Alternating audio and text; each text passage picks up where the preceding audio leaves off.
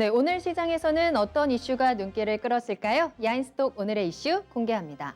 오늘의 이슈입니다. 호재보다 악재가 많은 시장, 지수 상승 동력 떨어지나입니다. 자, 지난주부터 조금씩 상승하던 코스피가 이번 주 들어서 시원하게 올라주면서 어제는 2100선을 돌파했습니다. 오늘도 소폭 상승하면서 2150선까지 뚫어냈고요. 또 장중에는 2190선까지 터치를 하면서 2200선 돌파를 넘보고 있는데요. 경제가 회복될 것이라는 기대감이 강하게 작용하고 있고 유동성 장세에 대한 기대감이 투자 심리를 키우고 있는 점, 그리고 동학개미 운동으로 불리는 개인들의 매수세에 힘입어서 지수가 예상보다 빨리 회복했다라는 분석이 나옵니다.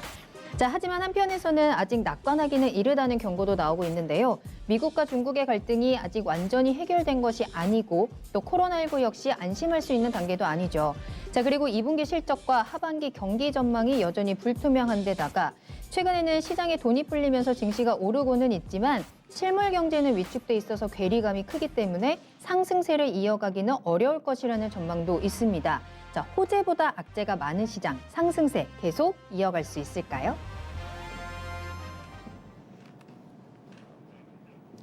네, 오늘은 계속해서 오늘 살짝 쉬어가는 지수입니다. 계속해서 상승할 수 있을지 앞으로의 전망에 대해서 좀 체크해 보도록 하겠습니다. 계속해서 이 두 분과 함께 할게요. 김민준 전문가님 그리고 장재민 PB님 함께합니다. 두 분 안녕하세요. 네, 안녕하세요. 안녕하세요. 피비님 좀 한 스튜디오에서 하니까 좀 어색해 하시는 것 같네요. 인사할 때 약간 버퍼링이 있었는데 네. 이제 얼굴 보면서 하니까 조금 더 재미있게 이야기 네. 나눠봤으면 좋겠습니다. 전문가님도요. 네, 설레입니다. 네. 자, 오늘도 여러분들 다양한 이야기 나눠보겠습니다. 잠시 후에 종목 진단도 이어지니까요. 저희 관련 이슈에 대해서 이야기 나누는 동안 궁금하신 종목 계속해서 올려주시길 바라겠습니다. 유튜브 실시간 채팅창 항상 열려 있습니다. 그리고 토마토TV 홈페이지 들어오셔서 아자아자 게시판에 글을 남겨주셔도 좋은데요. 궁금하신 종목과 함께 매수가 그리고 비중까지 꼭 함께 올려주셔야 한다는 점 다시 한번 알려드리도록 하겠습니다. 자, 오늘도 많은 분들 함께하고 계시고요. 서로 인사드리고 있는 것 같네요.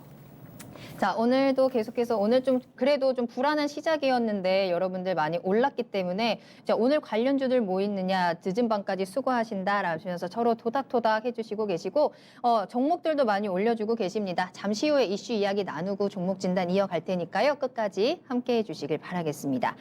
자, 그럼 본격적으로 이슈에 대한 이야기 시작해 보도록 하겠습니다.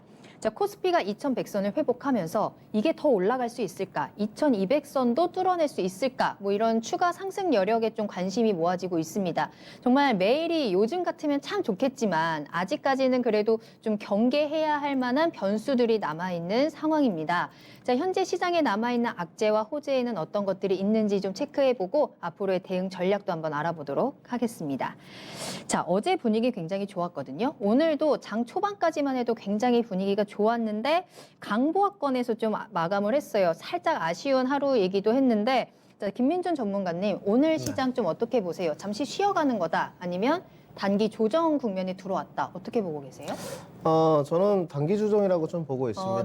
네. 물론 쉬어가는 장사랑 이제 어감은 좀 비슷한데요. 최근에 보게 되면 이제 삼성전자의 주가가 못 오르다가 어제 이제 많이 올랐죠. 네. SK하이닉스랑 동반 매수세가 좀 있었는데 뭐 동학개미 운동이 있었습니다만은 결국은 동학개미들은 돈을 벌지 못했죠. 네, 주가가 많이 오르지 못했기 때문에 그러다가 이제 외인과 기관이 결국 쌍거리로 가담을 하면서 이제 주가가 올랐는데 삼성전자에 대해서 향후 주가는 논외로 하겠습니다. 제가 봤을 때는 오를 겁니다. 삼성전자는? 네, 어김없이 오를 것이라고 보고 있는데 결국은 이제 저희가 봐야 될 부분은 단기 트레이딩 관점 그리고 지금 어떤 모멘텀 부재 상황 속에서 삼성전자의 주가가 어떤 지수의 견인차 역할을 하는데 과연 눌릴 것이냐 더 갈 것이냐 이걸 봐야 될 것 같은데 지금 시장의 흐름은 보게 되면 악재가 굉장히 많은 시장이다. 많아요. 네, 이렇게 좀 봐야 될 것 같고요. 시장에 보게 되면 호재에는 굉장히 민감하게 반응을 합니다. 실질적으로 호재가 별로 없었거든요. 그래서 정부에서 정책 수혜주를 많이 내놓을 때마다 호재에는 민감하게 반응을 했는데 오늘 보게 되면 저도 신기했습니다. 드론 택시 이야기가 나왔죠. 네. 실질적으로 이제 하늘을 나르는 택시가 현실화될 것 같은데 좀 기대돼요. 네, 저는 상상이 네. 안 됩니다. 어떻게 네. 이거를 배달한다는 것일까? 내가 하늘을 난다? 네, 택시를 드론이 타고? 이렇게 조금을 한데 그거 말고는 시장에 악재가 많았거든요. 오늘 이재용 부회장의 영장 청구 소식. 네. 그리고 신종 코로나 확진가 수도권에 이제 소식이 많이 나오지 않지만 점진적으로 확대가 돼가 있고 오늘도 벌써 40명 찍었습니다. 그러니까 저희가 이제 무감각해진 건 사실이죠. 지금 계속적으로 신종 코로나 국면에 포함되어 있으니까 이제 무감각해지긴 했는데 네. 계속적으로 나오고 있어요. 조용한 전파가 이루어지고 있고 그리고 보게 되면 정책 수혜제보다 안 좋은 소식들이 더 많이 주변에 산재해 있습니다. 또 미국도 있고 그렇기 때문에 제가 봤을 때는 좀 쉬어갈 때도 됐다. 이제 그래요? 네, 단기 조정이 좀 나와야지 더 큰 도약을 위한 단기 조정이 좀 시작될 것이다 이렇게 보고 있습니다. 사실 오늘의 좀 이런 쉬어가는 시장은 좀 예상이 됐던 부분이기도 할까요? 네, 저는 개인적으로 이제 지금 기다리시는 분들도 있지 않습니까? 내가 조정장에 오면 좀 사겠다. 네네. 네, 이런 분도 있고 그리고 항상 주가가 더 오르기 위해서는 더 큰 발돋움을 하기 위해서 좀 쉬어가는 이런 장세는 분명히 필요합니다. 네, 네. 지금은 그래서 좀 쉬어가는 흐름이 왔다 이렇게 보고 있습니다. 앞으로 더 오르기 위한 오늘은 잠깐 쉬어가는 장세다라면서 단기 조정 장세로 좀 해석을 해주셨습니다. PB님께서는 오늘 시장 좀 어떻게 해석하셨을까요? 네, 일단은 시장 오늘까지 보면은 이제 개인들이 많이 이제 매도를 했고요. 이 매도의 물량을 기관과 외국인이 다시 이제 떠안은 물량을 좀 바꿨다. 이러한 장세로 좀 해석하면 될 것 같고요. 네. 이 물량을 바꿨을 때 저는 이제 전문가님 의견에다 하나 더 붙이면은 저는 삼성전자가 크게 수익이 나진 않았지만은 삼성전자를 사신 동학개미 운동의 주된 투자자들은 이게 이제 부동산 투자하고 나서 나온 자금들 굉장히 보수적인 자금들이 주식시장으로 들어왔다고 생각하거든요. 네. 그런 분들의 입장에서는 삼성전자 수익률이 10%가 다른 종목 대비 뭐 허탈감이 있다고 생각하면 안 될 것 같습니다. 우리가 삼성전자를 선택했었던 이유는 이제 저금리 유동성 장세로 가는 그 그림에서 이 아무래도 삼성전자는 덜 빠질 것이다. 그리고 믿음이 있었죠. 네, 그리고 네. 배당을 받으면서 이 코로나 이슈를 버틸 것이다라고 했기 때문에 이 10%라는 수익률을 단순히 이 타 종목과 비교를 해서는 좀 허탈감이 오히려 나게 아니라 오히려 잘했다, 나 믿었던 회사 그리고 결국 이제 주가가 이제 오를 때 결국 삼성전자가 올라가야 지수가 올라가는가를 확인했다는 겁니다. 네네. 예, 그리고 하나 더 말씀드리냐면 단기적인 조정이 나오느냐. 이제 나온다고 할 때 중요한 건 뭐냐면 네. 조정이 나왔을 때 아마 그동안 많이 올랐던 종목들 위주로 올랐겠죠.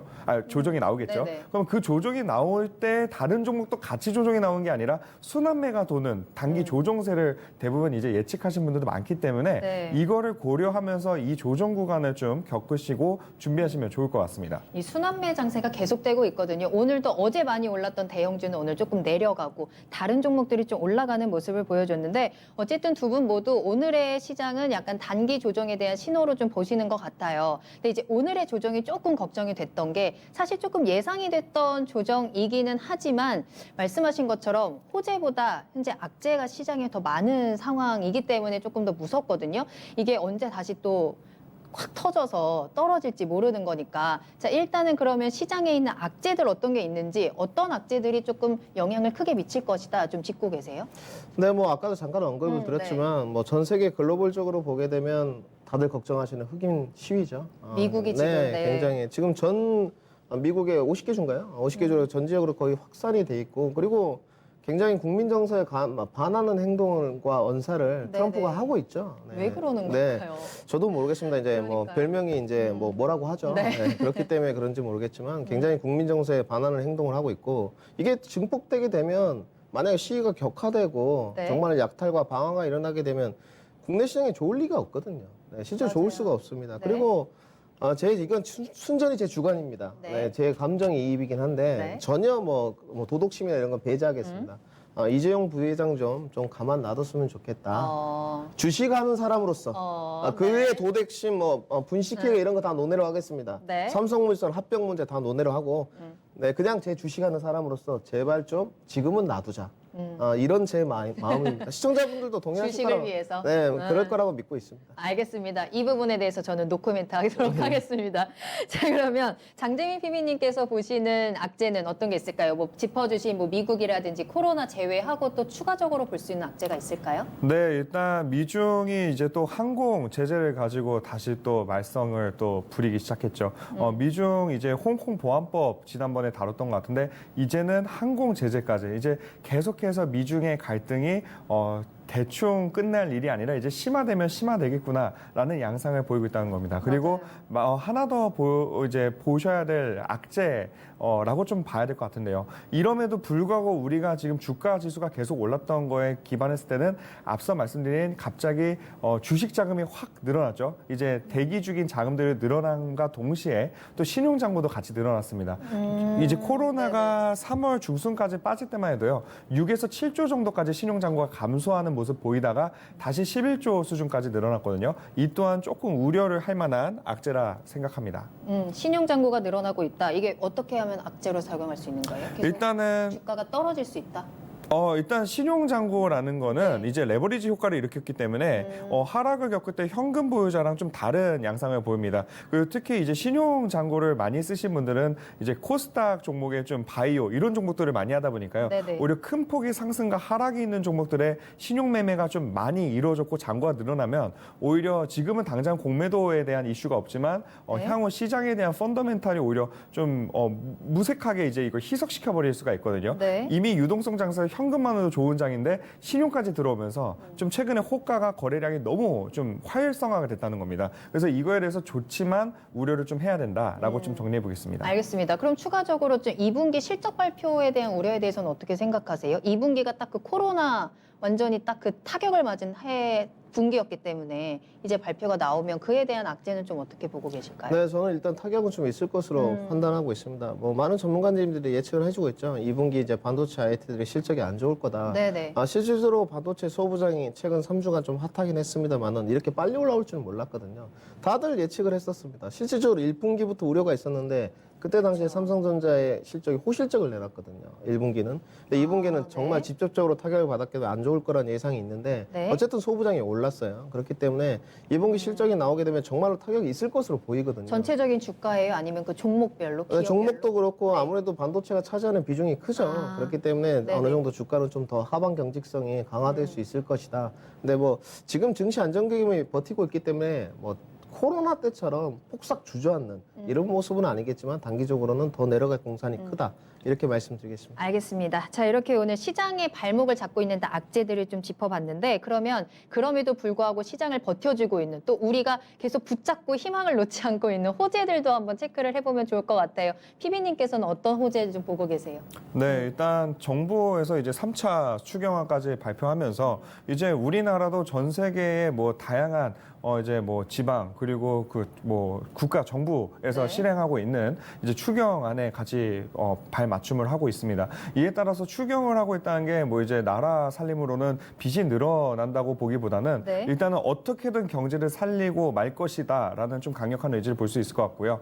정부 정책은 항상 주가 지수에 비례하거든요. 이렇게 강력히 진행할수록 주가 지수도 어느 정도 안정기를 받고 오히려 상승 여력이 더 있다고까지 좀 보는 겁니다. 네. 그리고 두 번째로는 카타르 수주 소식이 났었죠. 그렇죠. 예, LNG 선과 관련해서 이제 엄청난 수주 소식이 나왔는데요. 제가 알기로 20조가 넘는 엄청난 거래 금액이었던 걸로 기억하는데 이를 통해서 한동안 소외됐던 조선, 철강까지도 이제 순환매를 나올 만한 호재가 대형으로 나왔다는 겁니다. 그렇기 때문에 더더욱 코스피 주가 지수가 올라갈 수 있는 그런 근간을 만들어줬고요. 마지막으로는 코로나가 지금 끝나지가 않죠. 다시 재확진까지 나면서 네. 바이오 업종에 대해서 이제 옥석 가리기다 뭐 이런 이슈를 계속 들어왔는데 그래도 당분간은 바이오 업종이 아직 유효한 섹터로 바라볼 수 있다는 점 그것 또한 또 호재로 인식하시면 될 것 같습니다. 네, 정부의 3차 추경안부터 뭐 조선업이나 또 바이오 쪽에 조금 호재를 체크해 주셨습니다. 전문가님께서는 어느 쪽 호재 좀 체크하고 계세요? 네, 뭐 전자의 표현이랑 일단 하나는 동일하고요. 이제 네. 지금 기댈 때가 정책 모멘텀밖에 없습니다. 정책 수혜주 하다 못해 이제 드론도 나오고 있는 지금 상황이거든요. 네, 네. 오늘 깜짝 놀랐습니다. 이제 낼 게 없으니 드론도 내는구나. 아유, 되면 좋죠. 네, 물론 네. 이제 4차 산업혁명 저희한테는 좋습니다. 우리가 지금 미래 그리던 그 네. 상상하던 모습이니까. 기댈 이제 구석이 정부에서 유스 이런 4차 산업혁명의 시대에 도래해서 이런 부분까지 좀 투자를 하겠다. 좋은데 결국은 이제 민주당이 정권을 거의 잡았죠. 180석 확보를 했기 때문에 밀어붙이기식인 것 같은데 네. 제가 봤을 때는 3차 추경안도 좀 밀어붙이기 할 공산이 큽니다. 그러면 결국은 뭐 주식시장에는 훈풍이 불 수밖에 없거든요. 이 네. 부분하고 그리고 이제 디램 반도체 가격을 보게 되면 요즘은 뭐 디램 반도체가 핫하지 않죠. 솔직히 말씀드려서 시스템 반도체로 넘어가는 구조이기 때문에. 네. 근데 디램 반도체 가격은 작년대 이후에 최저점을 찍고 거의 이제 상승 국면에 접어들고 있거든요. 그냥 제가 봤을 땐 디램 반도체의 향후 발전 가능성은 논외로 하고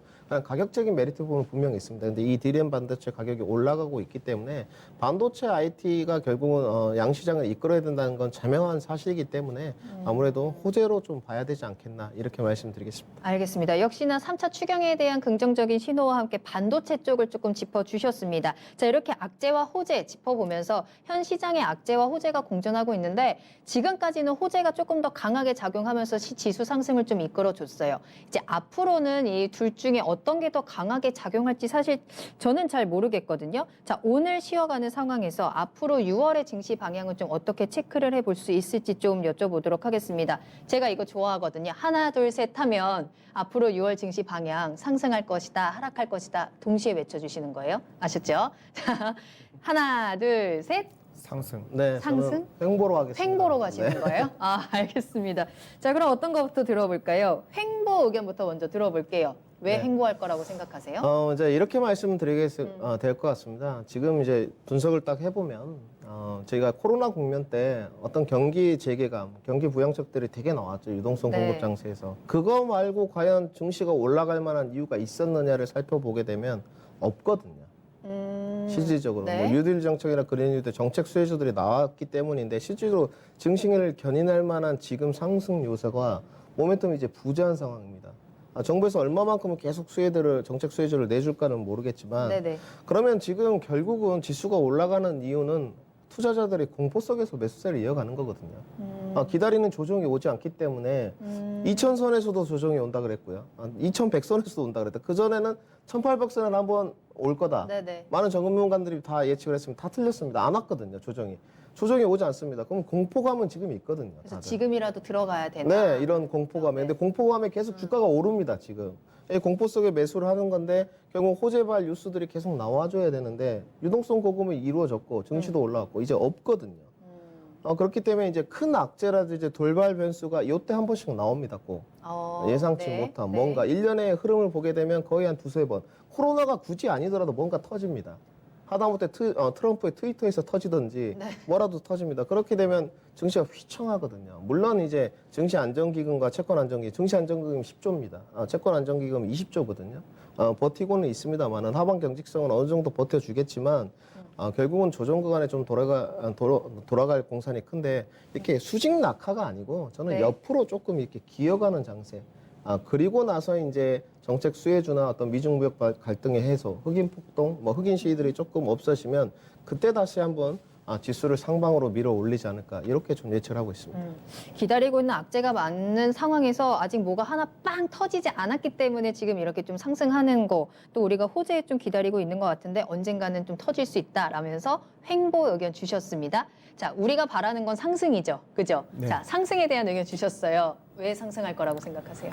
일단 상승을 지금 뭐 오늘부터 바로 오른다라는 의견보다는요. 네. 내가 이제 뒤를 돌아보니까 지금까지 올랐던 게 너무 많이 올라서 이제 더 오를 수 있을까에 대한 염려보다는 지금 계속 위로 향하는 그런 고개를 위로 향하는 상방형 매매를 하셔야 되고요. 네. 투자에 대한 마인드를 다 바꾸셔야 된다고 생각합니다. 일단 첫 번째로 저부터 바꿔야 되고요. 시청자부터 그리고 모든 주식을 안 하던 사람들까지 마인드가 바뀌고 있습니다.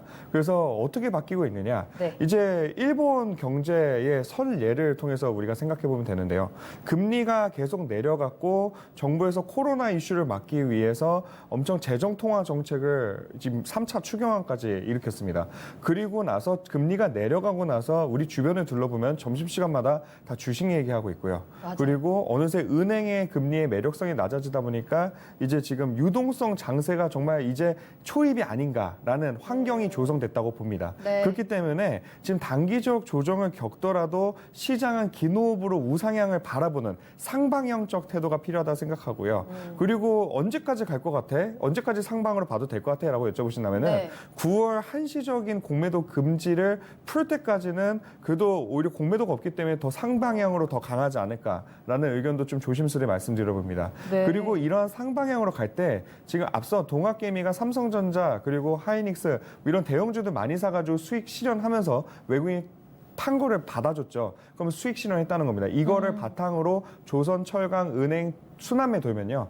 이제 주가 지수가 어느 정도 안정 지지 이후에 상승까지 한 번 더 모멘텀의 퀀텀 점프를 이룰 수도 있다. 이렇게 좀 긍정적 태도 한번 생각해 보시면 좋을 것 같습니다. 지금 당장 이렇게 수직으로 빡 오른다기보다는 길게 봤을 때 계속 올라갈 것이다 라면서 9월까지 상승의 여력을 좀 체크해 주셨습니다. 또 말씀하신 것처럼 계속 개인들이 많이 들어오기 시작하면서 순환 매장이 이어지고 있거든요. 다양한 섹터에서 정말 뭐 정책 수혜주라든지 다양한 섹터들이 이렇게 올라갔다 내려갔다 하고 있는데 그럼 이 상황에서 피비님이 보시는 탑픽 종목에는 어떤 게 있을까요? 탑픽 종목은 금융 섹터를 먼저 산업으로 먼저 섹터를 금융으로 제시드리겠습니다. 네. 그 중에서 이제 기업은행을 좀 추천드리고 싶은데요. 기업은행 하면 이제 은행주를 지금 추천해. 그리고 은행주는 최근에 금리를 계속해서 내리는 동안 주가가 재미가 없었습니다. 근데 이제 코스피 지수가 만약 올라간다면 네. 가정법을 해보면요.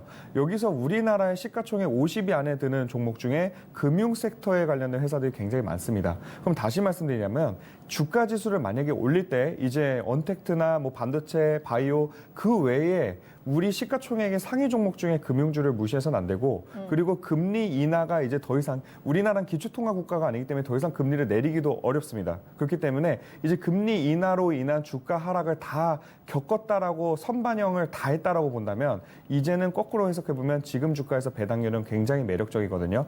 그러면 기업은행이 지금 주가에서 최근에 주가가 좀 많이 올랐지만 배당률이 한 7% 정도로 줄고 있는 걸로 알고 있는데 지금 어떤 종목을 살지 모르시는 분들 같은 경우에는 오히려 배당률을 7% 주는 종목을 뭐 내가 매년마다 뭐 손실을 겪더라도 이건 7%씩 받는 배당 이자만 생각해도 나쁘지 않은 거죠. 그렇기 때문에 최근에 금융주로 이제 관심을 돌린 게 이러한 배당률 기반이라고 저는 생각을 하고요. 네. 지수 상승을 위해서 금융 섹터에 주목해라. 두 번째, 견디는 동안 다른 종목과 다른 고배당을 우린 받으면서 버틸 수 있는 것이다. 라고 좀 정리해 보시면 될 것 같습니다. 지난번 상담할 때도 기업은행 좋다라고 말씀을 해주셨던 것 같은데 역시나 탑픽 종목으로 기업은행 꼽아주셨어요. 채팅창에서 기업은행 얼마예요? 하고 물어보셨는데 오늘 기준으로는 9,540원이네요. 그러면 혹시나 목표가를 제가 여쭤봐도 될까요? 어느 정도 생각하시는지. 상담 당시에는 8,000원대였었습니다. 기업은행 네. 8,000원 이하에서 그냥 자신 있게 이제 담으셔도 된다. 장바구니 크게 열라 했는데 네.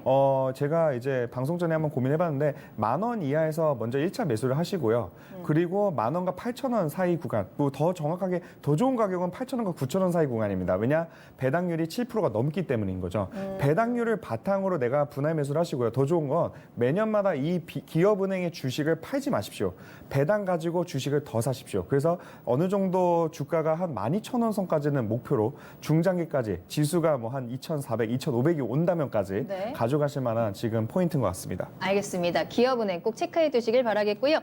우리 김민준 전문가님의 탑픽 종목도 궁금합니다. 저는 공개하고 싶지는 않았었지만, 네. 해주세요. 네, 6월 쪽으로 뭐 네. 단기 쪽으로는 솔직히 제약바이오로 보고 있습니다. 제약바이오 네, 뭐 쪽이요? 제2의 이제 알테오젠이 처음에 히트를 쳤죠. 주가 상승률이 거의 200% 가까이 갔기 때문에. 근데 지금은 뭐 HLB 정도로 보고 있는데 그건 논외라고. 좀 하반기까지 내다본다면 저는 반도체 소재 쪽인 ENF 테크놀로지를 생각하고 있습니다. 알겠습니다. 이유는 어떻게 될까요? 네, ENF 테크놀로지 이제 보게 되면 최근에 오늘 뉴스도 나왔죠. 지금 우리나라 정부가 WTO에 일본은 이제 제소한 상태입니다. 네. 최근에 작년 여름경이죠. 지소미아 사태가 있었을 때 일본과 사이가 안 좋은 것이 한일 관계 국면이 아직까지도 좋지 않습니다. 저는 개인적으로 더 안 좋아졌으면 좋겠는데 그때 당시에 왜 이런 네. 말씀을 드리냐면 뭐 저희 뭐 주식하는 입장도 그렇고 국민정서도 그렇고 그때 당시에 굉장히 일본에 대한 수입 의존도가 굉장히 높았었습니다. 실질적으로 그때 히트쳤던 회사가 이제 솔브레인이 되겠죠. 우리 흔히 말하는 불산액인데 거의 국산화가 이루어진 상태입니다. 실질적으로. 그리고 세 가지를 말씀드릴 수가 있는데 이제 불소, 포토레지스트 그리고 폴리이미드입니다. 이 폴리이미드 같은 경우도 거의 국산화가 지금 완료 단계입니다. 이미 이제 생산을 하고 있는 쪽이고 결국은 뭐 양국 간의 관계는 모르겠습니다만은 자생력을 키우고 수입 의존도를 낮춘다는 것은 분명히 국내 기업들이 어느 정도 이익을 보는 상황이거든요. 네. 그러면 이제 포토레지스트에 대한 이야기를 해봐야 될 것 같은데 이 세 가지 중에 아직까지도 국산화가 되지 않는 것이 포토레지스트입니다.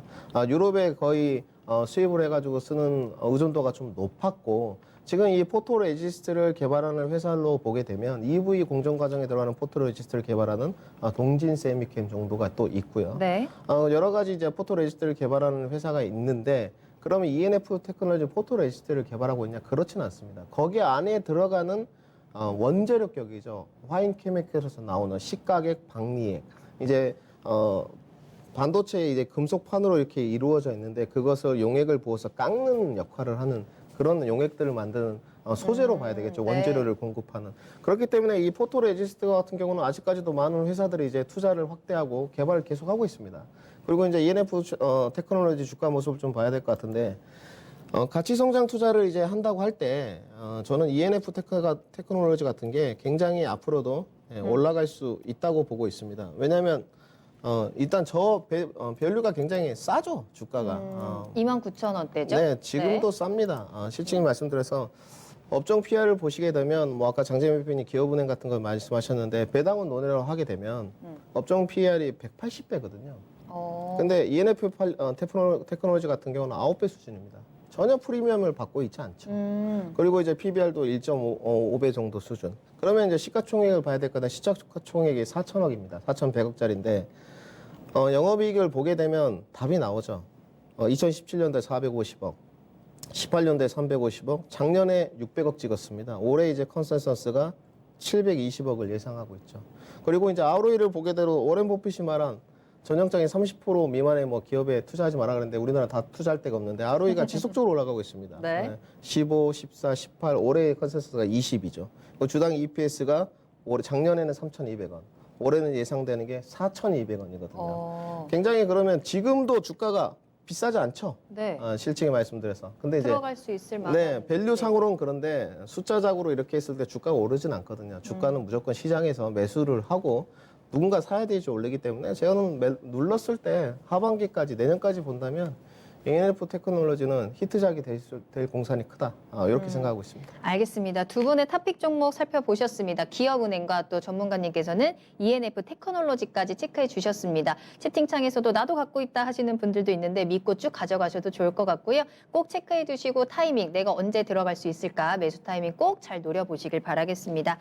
자, 그럼 이렇게 오늘 야인스톡은 마무리하도록 하겠습니다. 여러분들 오늘 조금 쉬어가기는 했지만 계속 상승 여력에 대해서는 조금 체크를 해주신 부분도 있고 분명히 주의해야 할 만한 악재들도 남아 있다는 점 언제든지 염두에 두시고 신중하게 접근해 보시길 바라겠습니다. 야인스톡 오늘 여기서 마무리합니다.